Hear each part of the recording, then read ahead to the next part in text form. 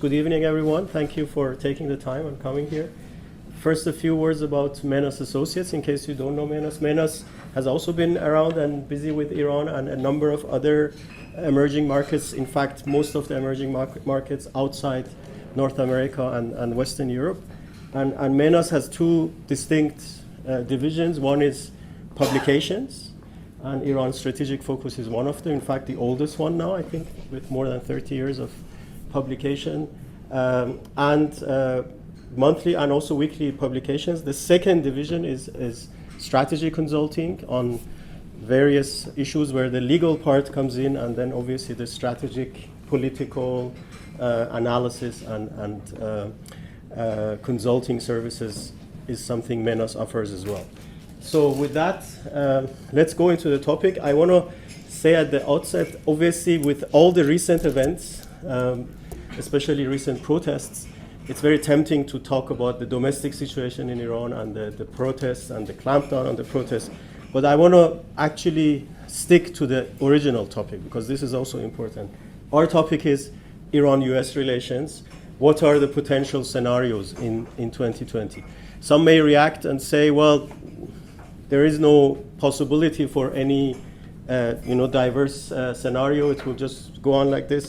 I disagree, and I will tell you why. I mean, let's first just tell you, I will remind all of us of what has happened since May 2012. And it's important to start in sort of 2012, because there was a strategic decision that was very important. Then I will focus a little bit more on the past 6 months, so May 2019 to today. Then try to understand what Trump's objectives have been. It's very difficult to understand it, but we will try together. Then focus on the Macron proposal. There is actually a proposal on the table that could bring the two sides together. I will explain why. Then explain the strategic question, the key strategic question inside Iran. Some other geopolitical developments.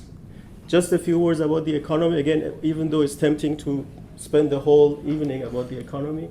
And then I will tell you what all of this means, at least from our perspective, for international businesses like yourselves. So one of the key points we have to keep in mind is that ever since the Islamic Revolution in Iran, even though you can sort of say the first decade after the revolution was the war and it was not important, but at least since the 1990s, there are two very distinct approaches to foreign policy in Iran. I call the first one the confrontational approach. It's the approach that defines itself through confronting the West, confronting the US, but also Western interests, and believes, I want to highlight this, believes that Iran will only be taken seriously if it can project military power. This is important to understand when we then come to today to understand what kind of solutions there would be. The second school of thought is what I call the conciliatory approach. This is the approach that says we can actually be taken seriously if we engage the world. We don't have to confront everyone and be in a state of confrontation all the time. There are other ways. The late President Rafsanjani said it once. He said, missiles are important, but diplomacy is also important. And later he said, missiles are important, but diplomacy is actually more important in the new world. And that sort of polarization is what we are dealing still today with. So keep that in mind when we go through this. Yes. So let's just remind ourselves what has happened since 2012. 2012, for those who have forgotten, Ahmadinejad was the president of Iran. Rouhani was elected in 2013. The relationship with the West was extremely tense. That was the confrontational approach in power. But, and I am saying this with a lot of certainty, Iran made a strategic decision to improve ties with Europe. That was a strategic decision. The decision was, after a few years of sanctions and pressure and distance from Europe, they realized that still most of the solutions and technologies that Iran needed, even international positioning that Iran needed, would be achieved through a closer relationship with Europe. This was important. And as I said, this decision was made while Ahmadinejad was in power. And as a result, you may know that in March 2013, there were secret negotiations between Iran and the US, because they realized after the failure of the first phase or first wave of nuclear negotiations between 2003 and 2006, they realized that without the US, there would be no resolution of issues with Europe. So secret negotiations, then the whole process was supported in a way, facilitated through the fact that someone from the conciliatory approach became the president. Rouhani became president. Zarif became his foreign minister, someone who at that time had lived most of his life actually in the US rather than in Iran. He was studying there before, and then he became Iran's ambassador at the UN. And in fact, one of the important things was that you may remember that back then, the nuclear file was not in the hands of the foreign ministry. It was actually in the hands of the secretary of the National Security Council in Iran. But the file was taken out of there, was given to the foreign ministry. Zarif became our nuclear negotiator. And we know first they signed the so-called Joint Plan of Action, November of 2013. And later they signed the Joint Comprehensive Plan of Action in July 2015. And that was that period Greg was talking about, a lot of positive sort of outlook for business, for relations. The JCPOA was implemented, meaning the different commitments were started in January 2016. And from there to May 2019, and that's a breaking point, Iran was fully complying with the JCPOA commitments. This aspect changed in May, and I will explain why. Until May 2018, the US presidents were also fulfilling their commitments. Both Obama and also Trump, they signed the different waivers. The JCPOA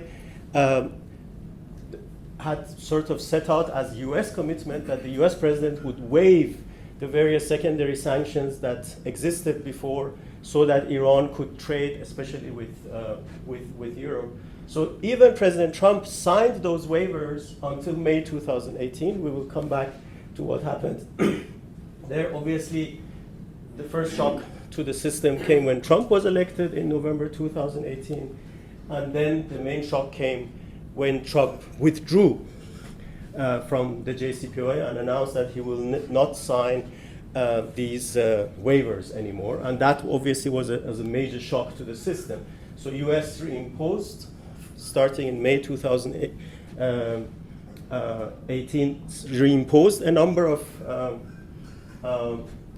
those sanctions, in fact, all the secondary sanctions. But until May 2019, there were waivers for 8 countries who were buying Iranian oil. And this is important to understand that up to here, even though it was a shock to the Iranian system, it was still a manageable shock, because Iran was on paper selling oil, and the 3 European countries as signatories to the JCPOA had committed to compensate Iran for the economic loss that the US withdrawal had caused. In fact, the Europeans didn't want the JCPOA, still don't want the JCPOA to collapse. So it was an important factor. How we can describe the situation from May 2018 to May 2019 was US maximum pressure. This is how they termed it themselves. They wanted to really break the Iranian economy against Iran's strategic patience. Iranians were calling their strategy, it's strategic patience. We will wait to see what the Europeans will offer. And if that's interesting, we will stick to the JCPOA and try to sit out Trump. That was really the strategy in this phase. But then what happened? May 2019, the US did not, even though everyone was telling them, including the Europeans, to continue the waivers did not extend those waivers, those oil purchase waivers, and that was the trigger for a new Iranian strategy. In fact, almost immediately, Iran started announcing a withdrawal from its commitments, nuclear commitments. They announced that every 2 months, every 60 days, they will withdraw from a number of their commitments. In fact, throughout the phase we are looking at, from May to today, Iran has gone through 4 phases of, I call it, nuclear escalation. So they have basically withdrawn from their commitments, and with the exception of research and development, which they commenced about 2.5 months ago, which under the JCPOA should have commenced much later, everything else is reversible. So they still, this is the interesting part, the Iranians are withdrawing from the JCPOA to create a cost for the other side, for the Americans and for the Europeans, but in a way that they can reverse whenever the conditions change. As I said, the only thing that is not reversible is the research and development. Other things that happened, so you can also see I have color-coded these boxes a bit. So the red ones are bad, the green ones are good. So in June 2019, Shinzo Abe, the Japanese prime minister, came to Tehran in a diplomatic effort to find a way. But the problem for Shinzo Abe was he just came and said, could you have a meeting with President Trump? And the Iranians said, a meeting to achieve what? And they had already experienced the North Korea scenario that you can have a meeting, you can have a photo opportunity, but nothing may come out of it. So this was rejected very quickly. And in response, now that the Iranians had seen that even mediation efforts are not really useful because Trump is only looking for a meeting, for a photo opportunity, they even escalated further. They started, remember all the attacks on the tankers in Fujairah and the seizing of a British tanker in the Strait of Hormuz. This was all, basically you can feel that the conciliatory approach was sort of diminishing and the confrontational approach was taking over and was dictating what Iran should do. Then the US goes to sort of new levels of sanctions. For the first time ever, they actually designated an official army of another country as a terrorist organization, the Revolutionary Guards, which obviously created a lot of new tensions. But on the other side, we see, despite the escalation, we see some de-escalation efforts. Suddenly in July 2019, Senator Rand Paul, who is relatively close to President Trump, he's a Republican as well, meets Javad Zarif in New York and invites him to the White House. He goes out for dinner and says, if you come to the White House tomorrow, the sanctions would be lifted. And then Zarif didn't know how to respond, so he first calls Tehran and they say again, if they want a meeting, they have to lift the sanctions. We just don't we don't want a photo op, we want a real return. Basically, the Iranian strategy, the Iranian response has been, if you want cooperation and a meeting and negotiations for maybe new commitments from the Iranian side, you have to return to the JCPOA. You can't stand outside the JCPOA and instruct the Iranians to commit to new things. So US sanctions craze goes on. They sanctioned Khamenei. As soon as Zarif says, I'm not coming to the White House, he gets sanctioned as well. So you can see how much logic there is in there. So they are talking about diplomacy, but sanctioning Zarif. So it's a lot of irrational things. But then so much was happening that many people didn't notice. But Iran actually made a very interesting proposal. And Zarif termed it the permanent for permanent proposal. He said, if the US is worried, and because this is, in the meantime, this had become the rhetoric of the US side. We are worried about Iran acquiring nuclear weapons, and we want to make sure that there is no sunset in the JCPOA, because there are sunsets, but it's actually not on the main thing, which is nuclear weapons. So Zarif made a very interesting proposal. He said, you're worried about nuclear weapons?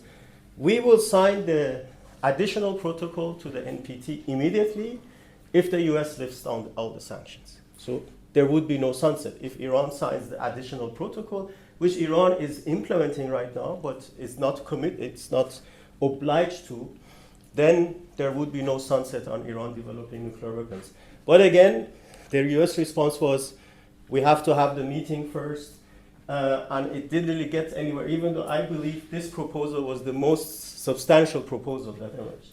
But then the so-called Macron proposal came out, and I will show you the details of the Macron proposal in a minute. You may remember Macron suddenly invited Zarif, who had been sanctioned in the meantime by the Americans, to Biarritz to go to the G7 meeting. No Iranian official had ever been invited to the G7 meeting. So you can see the degree of high-level diplomacy that was happening. And the interesting thing was Zarif went there, and again, he had the authority to meet Americans if there would have been an agreement to start a process with lifting the sanctions or returning to the JCPOA.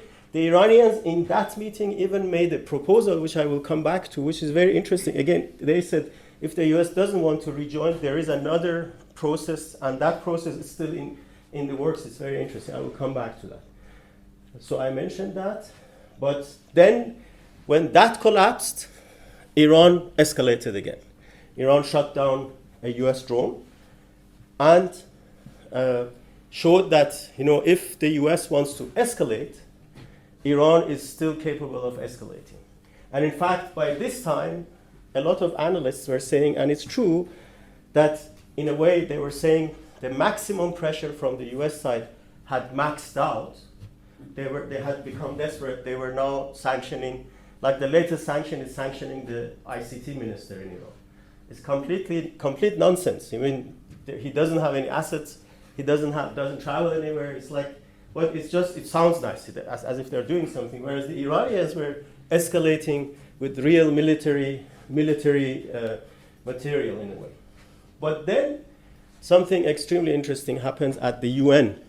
Trump agrees with the Macron plan. And we will come back to the Macron plan. And also Rouhani agrees. And the Rouhani-Trump meeting was very close to happening. This is the interesting part. Very close to happening in New York, but they disagreed on sequencing. So Trump wanted to have the meeting first so that he could say, this was my achievement, all of this sort of lifting of sanctions and sort of the new process of negotiations. Whereas Rouhani was saying, I cannot afford to come to a meeting without having the guarantee that the sanctions will be lifted. And then obviously the collapse here and then the recent unrest in Iran have changed the dynamics. I will come back to the outlook, but obviously these unrests can be interpreted in a way that undermines this whole process.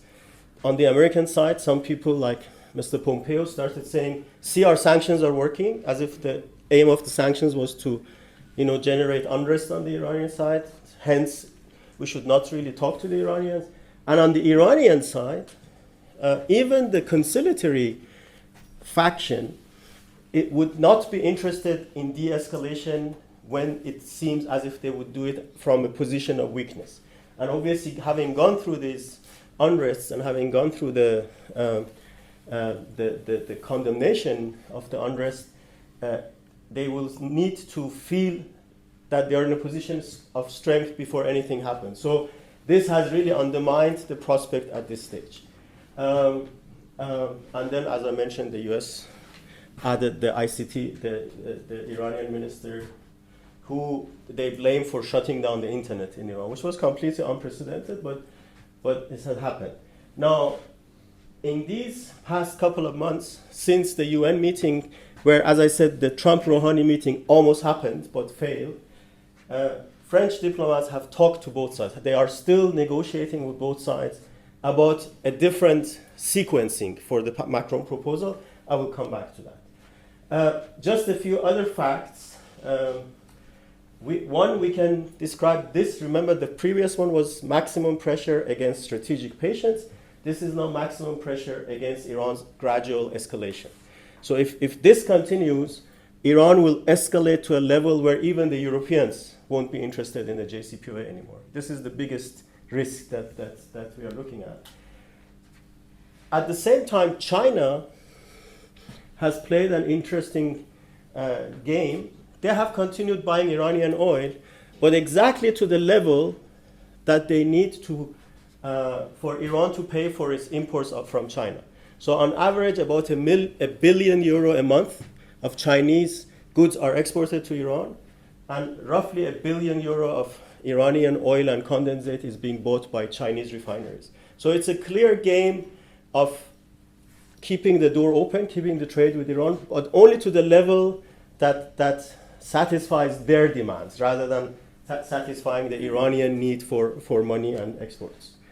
In the meantime, the EU has failed miserably in developing this so-called INSTEX, the payment mechanism, and that has been a big disappointment for the Iranians. So in the sort of strategic choices that Iran will have when we will come back, they don't really believe the EU can do anything unless something positive happens with the Macron proposal. So that's why we have to look at the Macron proposal in a minute. But very quickly, I mean, we all know Trump is an unpredictable person. And one thing that I found out through interviews in Washington is that there is right now absolutely no policy-making process in Washington. Things happen through a tweet or through a couple of meetings, and then a process gets started, and then the same way it emerges, it can also disappear. But how it started in early 2018, remember Trump said that he will not, when he signed the waivers in January 2018, he said that was the last time I'm signing it. And then it seemed from all the different messages that were coming out that the main objective was to weaken Iran's strategic position in the region. In a way, many, including Saudi Arabia and others in the region, they felt that Obama policies had strengthened Iran, especially the JCPOA. And Trump, in a way, a Trump administration wanted to weaken Iran's regional position. I won't even go into the 12 demands that Pompeo listed. That was a real political joke, and we shouldn't waste time on it. Then came Bolton around May 2018, and he started saying, this regime is about to collapse. And remember his speech where he said, by Christmas 2018, we will celebrate in Tehran. That much of illusion in the heads of Bolton, but that suddenly changed the process. It looked as if the real intention is for a regime collapse in Iran, a regime change, and hence intensifying maximum pressure. Interestingly, until May 2019, until the time when Iran was still fully compliant with the JCPOA, the Americans could have declared victory. They could have said, see, we have limited Iran's financial resources, but Iran's still compliant with the JCPOA, so we have the best of both worlds. But then they became greedy, in my view. They became greedy and they did not extend those waivers. That's when Iran realized, now we have to increase the cost to the other side. And you know what they did. I mean, if you compare it to the situation in January 2017, even January 2018, Iran is enriching more uranium now. It has more centrifuges in place. It's testing missiles against the defiance of all the external and regional powers. It has a much wider regional network of proxies. It's attacking targets in the region, and in a way, through those attacks, all the regional powers, especially the Arab countries, have sort of tried to de-escalate with Iran. And sort of as if the confrontational approach is actually paying off. I mean, that's at least definitely the debate inside Iran. And Iran has also continuously arrested dual nationals to challenge the US. And in a way, for me, all of those dual nationals that had been arrested are hostages. It's really the continuation of the hostage rationale that they used also throughout the 80s and 90s. Then suddenly in June 2019, that's just before Shinzo Abe came to Tehran, in Tokyo, Trump turned around and said, all I want to make sure is that there are no nuclear weapons. It's very interesting. So you go from changing the regional balance to toppling the regime, and suddenly all I want to know is that there are no nuclear weapons. It's very interesting. Within 24 hours, Iran's Supreme Leader Khamenei, in a public speech, said, I am against nuclear weapons, it's against our religion, and for the first time he said, I even have advisors, this is Khamenei speaking, he said, some of my advisors tell me we should develop nuclear weapons but never use them. He said, I'm even against that. And that was the first time when Khamenei was actually talking to Trump, because he had said no nuclear weapons. He was saying, as long as I'm around, there will be no nuclear weapons in Iran. And so you could feel a first sort of public dialogue emerging, and you can imagine that there was a lot of discussion in different fora in the UN and so on. And also Pompeo had moved from his 12 demands to suddenly saying, we are prepared to negotiate without any preconditions. So you look at this has happened within 2 years, 18 months, and you can sort of have sympathy for the confrontational approach in Iran, who says, we can't trust these guys. I mean, they don't even have a strategy, they don't know what they want. Nonetheless, all of those things that I mentioned, the Rand Paul Zarif meeting, the almost Trump Rouhani meeting in September, so the desire has been there. And interestingly, in June, July of this year, when I was studying the situation, everyone was saying, as long as Bolton is there, nothing will happen. And suddenly Bolton departed, as if like this was the precondition, let's get rid of him, and now we can. So it's interesting how the situation has evolved, and I have no doubt, for Trump at least, there are obviously other players, but for Trump, I have no doubt that all he wants to achieve is a new deal with his signature, and that new deal could actually be the exact same old deal, but he can claim, I did it. I resolved the issue that no other president has managed to resolve. So this is the type of situation we have, but as I said, the sequencing is a problem.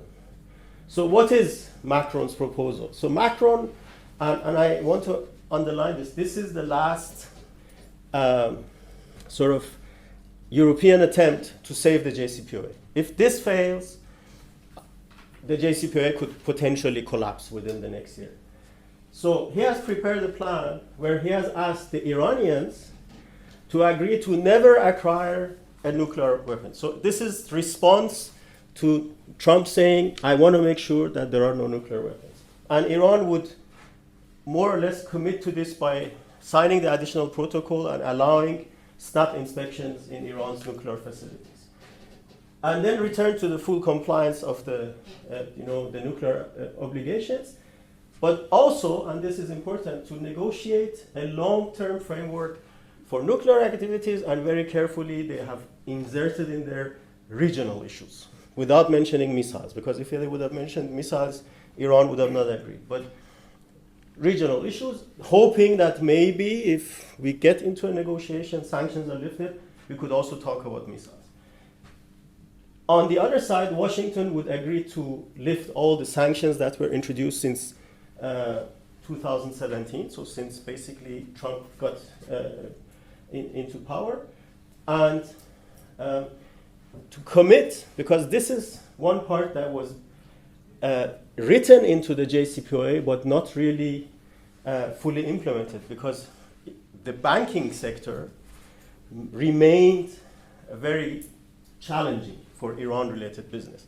Iran was selling oil in 2017, 2018, but was, had a lot of difficulties repatriating its money because of the hesitation of banks and so on. So to change the dynamics of the implementation of the JCPOA, not just return to the JCPOA, but also fully implement the banking aspects. In short, basically a return to January 2017, but with the additional US commitment that banks will not be harassed and Iran can sell. Because remember, in 2017, American officials were going around the world and telling everyone, stop buying Iranian oil and stop transferring Iranian money and so on, which was completely against the JCPOA agreement. So, obviously one aspect of this was also to establishing France, and this is not the only proposal. You know, Macron has worked on de-escalating with Russia, on a new concept for the European Union, so he really wants to present France as a world power, but this is one of those aspects where he would have been in a very interesting position. And as I said, I've heard it from both sides. That meeting almost happened, but the problem was sequencing. And now, all the additional negotiations that are going on are focusing on changing the sequencing. How can you change the sequencing? Trump could theoretically offer some waivers before the meeting.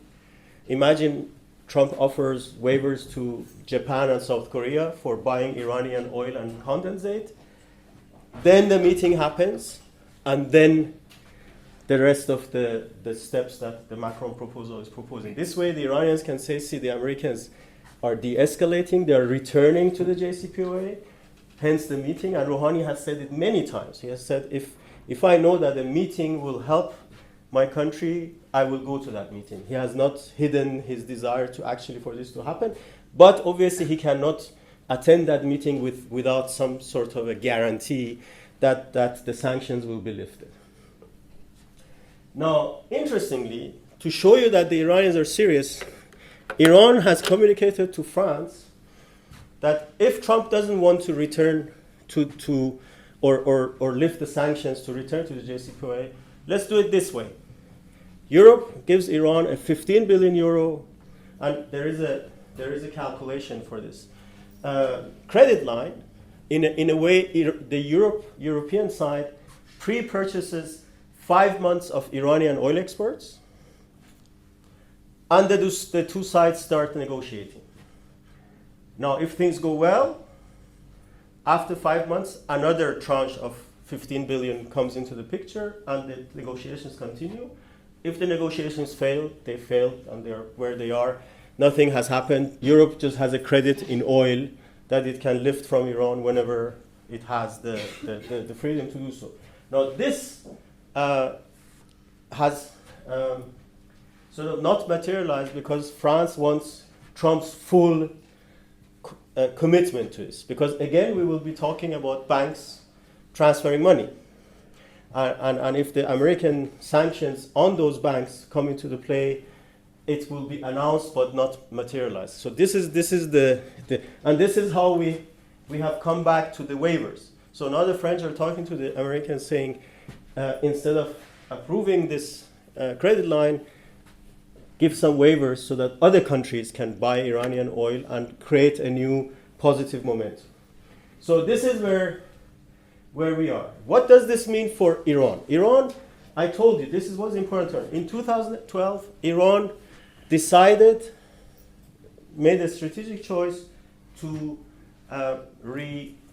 re-establish ties. They were not focused on the US with Europe, but they knew that having negotiations with the Americans is part of the package. Now, what Trump has, and back then, the hardliners, the confrontational mind was saying, forget about it, we can't trust the Americans. Rouhani and Zarif came back in 2015 and said, look, we have signed it and the Americans have signed it. Unfortunately, what Trump has done has vindicated the hardliners. You can't trust the Americans, hence now the strategic choice right now is basically, do you go along with the confrontational approach, which wants to dismiss the significance of the West and focus on others, or do you still try with the conciliatory approach? And I can tell you this has not been decided fully. If it would have been decided, Rouhani and Zarif would have not been engaged with the French and the Europeans. They would have exited the JCPOA. In fact, Iran has been very clear that if the JCPOA collapses, they will also exit the NPT. And Iran would have already been very firmly in the sort of Asian, Russian corner with those types of the view of the confrontational approach, of the hardline. So it hasn't been decided. And the final decision, in my view, will depend on so many issues. Fact is, the confrontational approach is more dominant. You can see that in some of the statements, you can see that in some of the actions. But there are other aspects, other events that will make a change, make a difference. The fallout from the recent protests in Iran. It's Iran, in an interesting way, even though it has clamped down on the protests, on dissent and so on, there is still a desire to have a degree of legitimacy. And these protests have challenged the regime's legitimacy. So the question is, how do you re-establish that legitimacy? Rouhani has been talking a lot about a referendum. He feels that a referendum could re-establish some legitimacy, that not about the regime, but referendum about some of the administrative issues and other issues. If we have time in question and answers, I will go into more details. We have Majlis elections, parliamentary elections in February 2020.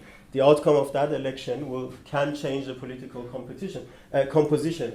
Then we have presidential elections, and then there are a lot of important debates about the succession to the supreme leader.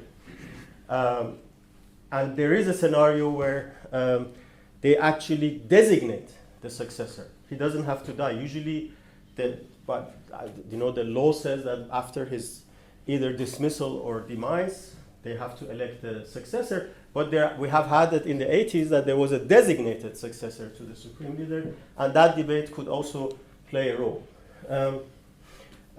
So there is no doubt that the conciliatory faction in the moderates in Iran are in a weaker position. And if they lose the next Majlis elections, it will be very challenging for them to revive the idea of the Macron proposal or maybe some sort of a de-escalation. And there is also another obstacle that's important, which is the Iranian society even is not that much interested in engagement anymore. Don't forget, the Iranian society did the right things. They elected Rouhani, they supported engagement, they re-elected Rouhani. Everything, was going in the conciliatory approach. But the US, the Trump administration's response was dismissing the whole thing. Hence the idea, maybe the confrontational approach, maybe the hardliners are, maybe they have figured out how we have to do it. And in fact, I have absolutely no doubt, if we did an opinion poll today in Iran, the most popular public face will be Qasem Soleimani, the commander of the Quds Force of the Revolutionary Guards. Because people say he keeps his promises. He told us he will stop ISIS from entering Iran, and he did. Look at Iran's influence in Iraq, look at Iran's influence in the region. So that is the more efficient approach, not the engagement approach. So we have a difficult situation, and if the hardliners win the parliament in February, which is very likely right now, it will be another period of Ahmadinejad style policies in Iran, which is very sad. So, in the interest of time, I will just go through this very quickly. You know most of it. US withdrawal from the region has created a lot of anxieties. You saw that in the case of Syria. It's happening in many other cases. The relationship between UAE and Iran, Saudi Arabia and Iran are moving in the de-escalatory direction, which is also interesting. And in a way, it's as if like these two powers have reacted to Iran's escalation by de-escalating. And my explanation for that is, I believe our region sort of reached its threshold of violence, especially with the attacks on Saudi Aramco. And that moment you felt that everyone wants to de-escalate. The UAE immediately started talking to Iran about navigation security and so on. And look at what's happening in Yemen. There are some positive signals that both Iran and Saudi Arabia want to resolve the Yemen issue. And also, interestingly, Iran and the EU have had negotiations about the situation in Yemen, which again is an indication that Iran is ready to talk about other topics if the JCPOA is fully operational. There are obviously on other regional, like the resurgence of ISIS, the resurgence of Taliban. These are all important things, and we should never forget those types of interests are actually common interests between Iran and the US. Pushing back against extremism is important. Iran has also introduced a framework for de-escalating with the Persian Gulf countries. It's called Hormuz Peace Endeavor, HOPE. Interestingly, the first reactions haven't been negative.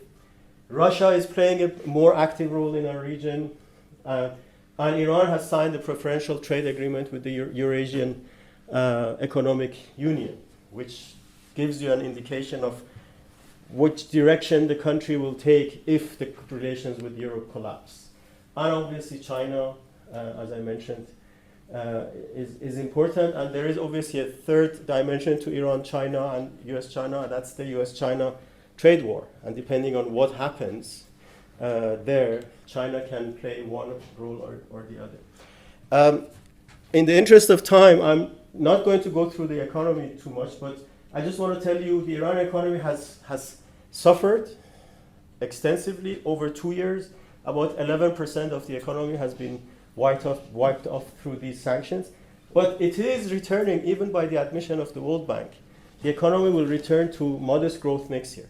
So Iran, in a way, is reviving its economy, even though there is a lot of inflation and there is a lot of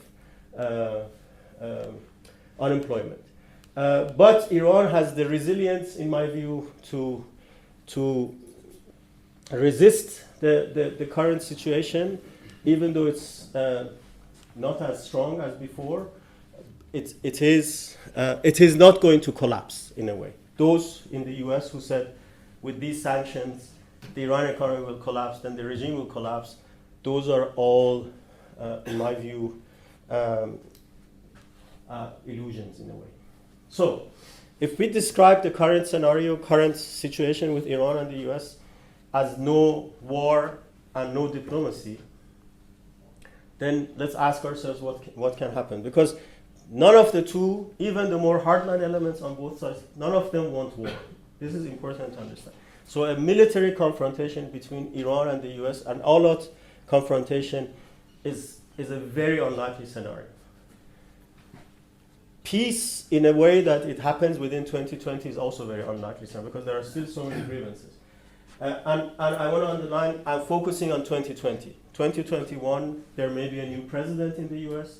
It may be a completely different dynamics regionally. So just 2020. Let's just try to focus on 2020. The most likely scenario is the continuation of the status quo, which means the US will sanction the rest of the Iranian ministers over the next few months, and the Iranians will use different situations to escalate.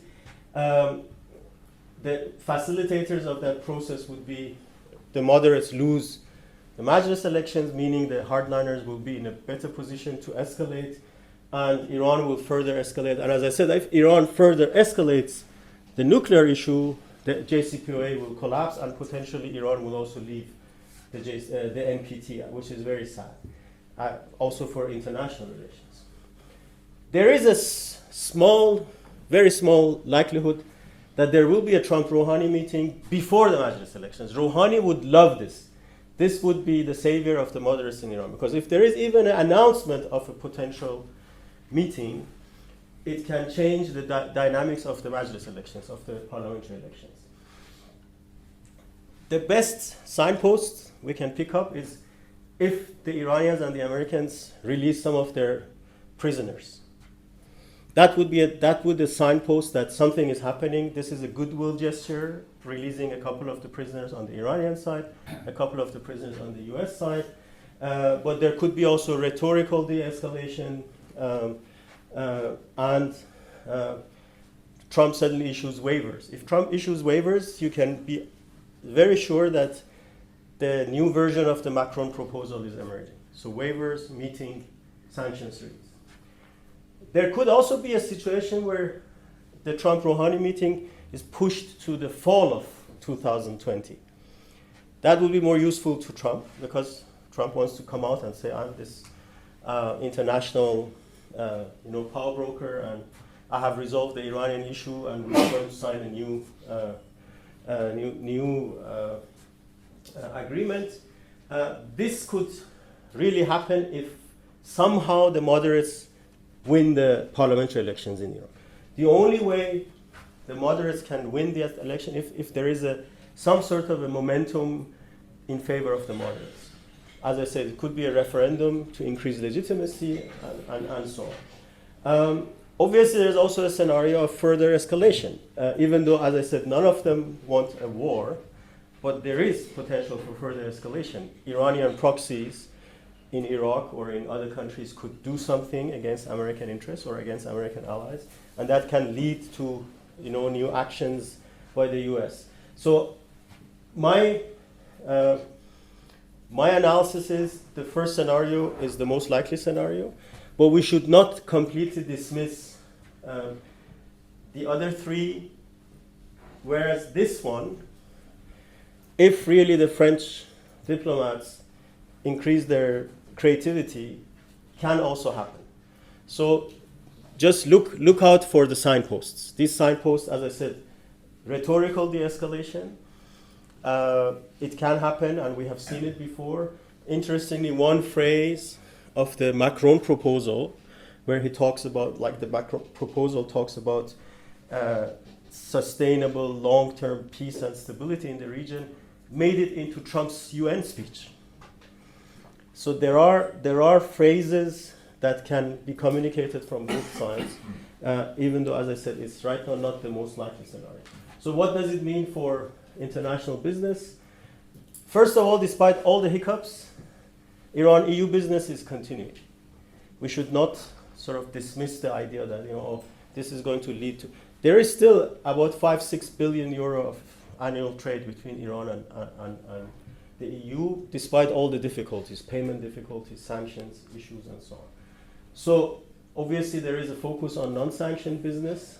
The key bottleneck is financial transactions, and I'm sure most of you know about that. But there are still, even though Instex hasn't become operational, a number of mini Instexes, mini SPVs are working and are operational. Even though Europe is still, and that's why the trade is continuing, Europe is still the backbone of the Iranian industry, Chinese companies are very quickly offering alternatives, including some spare parts for European machinery that they are offering to the Iranians to increase their own potential for business. As I said, the most likely scenario, continuation of status quo, but there could be a breakthrough. As I said, the signposts will show it to us. The recent proposals have created a lot of confusion on both sides. As I said, the Americans will say this is a sign that the regime is collapsing. Some of the Iranians will say this is not a good time to engage. But as I said, we should not dismiss the possibility. One important aspect of the developments in Iran is no matter what happens, no matter which one of these two scenarios, these two factions gain the upper hand, the revolutionary guards are here to stay. We should never think about a scenario that because of US sanctions or because of conciliatory approach gaining out the upper hand, the RGC is going to go. No, they are one of the most significant components of power in Iran, and the more pressure you put on Iran as sort of from the Western perspective, the more they will consolidate their position, and that obviously is a challenge in the long run. So if there is no thaw in Iran-US relations, it will further consolidate Russia's position in Iran. Even though China is important, but China is more ambivalent about a strategy towards Iran compared to Russia. So, and one thing, because Russia is important, also because Turkey is important, I have encouraged companies to look at so-called triangle solutions. So there are triangle solutions. You could develop ideas in third countries and still remain in touch with the opportunities in the Iranian market. So I'm going to stop here, and We have till 7:15. No, is that right? So we have half an hour for questions or comments, or so. Please go ahead.